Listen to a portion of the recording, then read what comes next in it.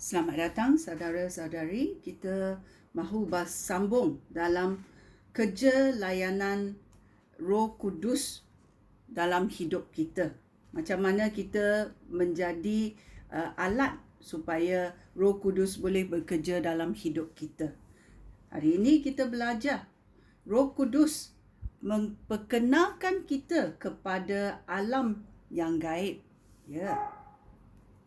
Mari kita masuk dan mendengar 1 Korintius babak 12.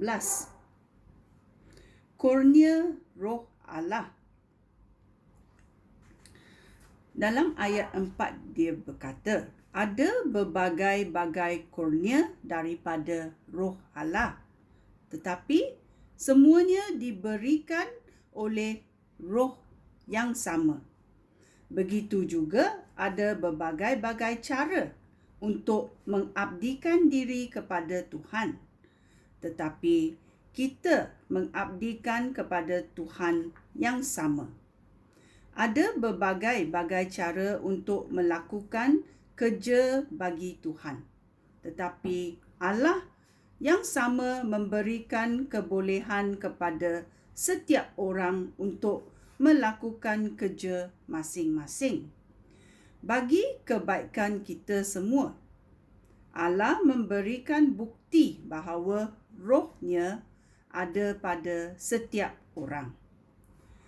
Ada orang yang dapat menyampaikan perkabaran yang penuh dengan kebijaksanaan.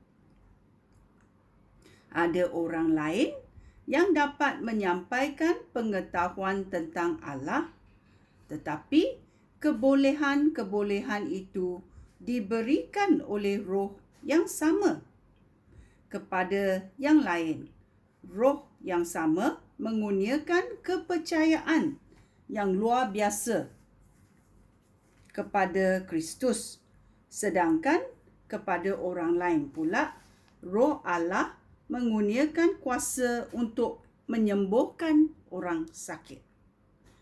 Kepada yang lain, roh Allah mengurniakan kuasa untuk melakukan mujizat. Dan kepada orang lain pula, roh itu memberikan kurnia untuk menyampaikan perkabaran daripada Allah.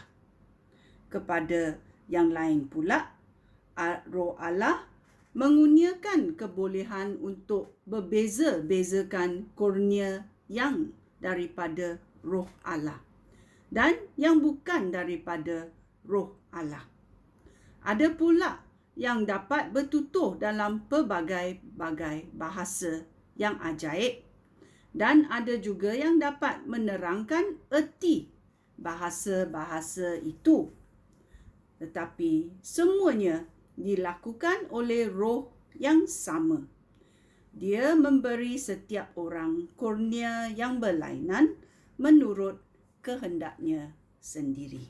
Ya, banyak kurniaan daripada roh Allah. Kurniaan yang diberi ini adalah datang daripada roh yang sama. Kerana Tuhan kita maha kuasa. Ya. Dan kita jangan cuba untuk meniru kurniaan orang lain. Kerana Tuhan berkata, dia memberi setiap orang kurnia yang berlainan menurut kehendak Tuhan sendiri. Ya, kita mesti bersyukur kepada apa yang diberi oleh Tuhan. Ya, kita juga mahu masuk mendengar Kisah Rasul-Rasul babak 2 ayat 4.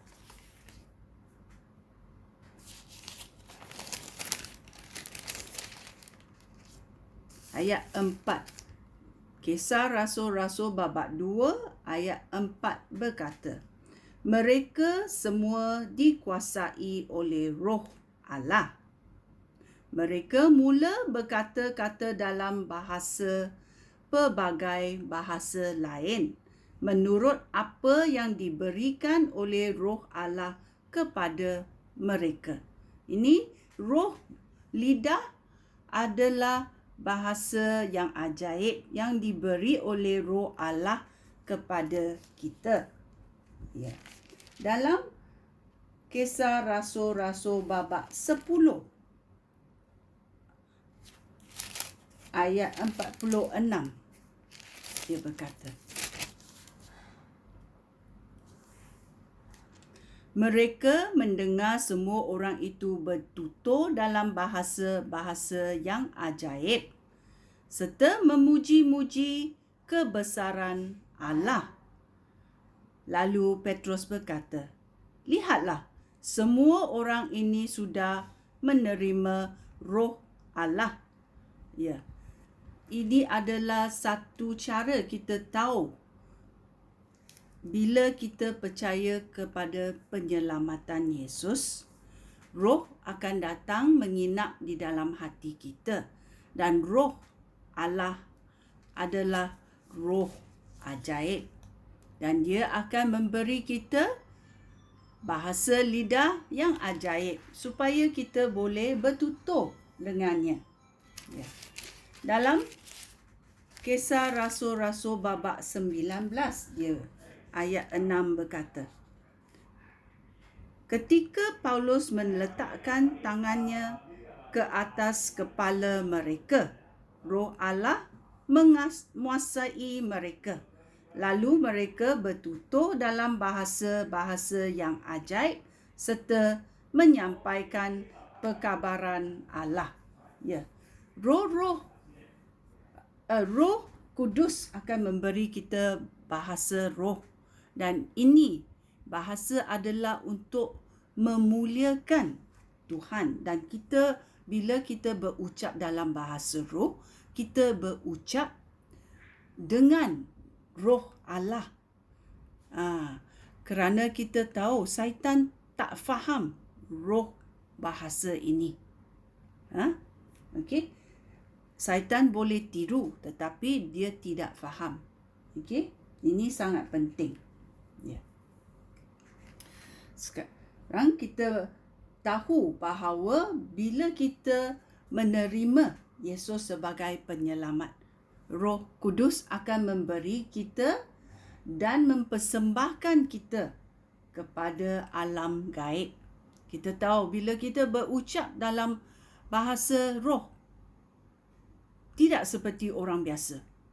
Kerana kita bertutur dengan Tuhan. Tuhan adalah roh, dan bila kita sudah menerima Roh Allah, kita boleh bertutur dengan Allah. Sekian, terima kasih. Shalom.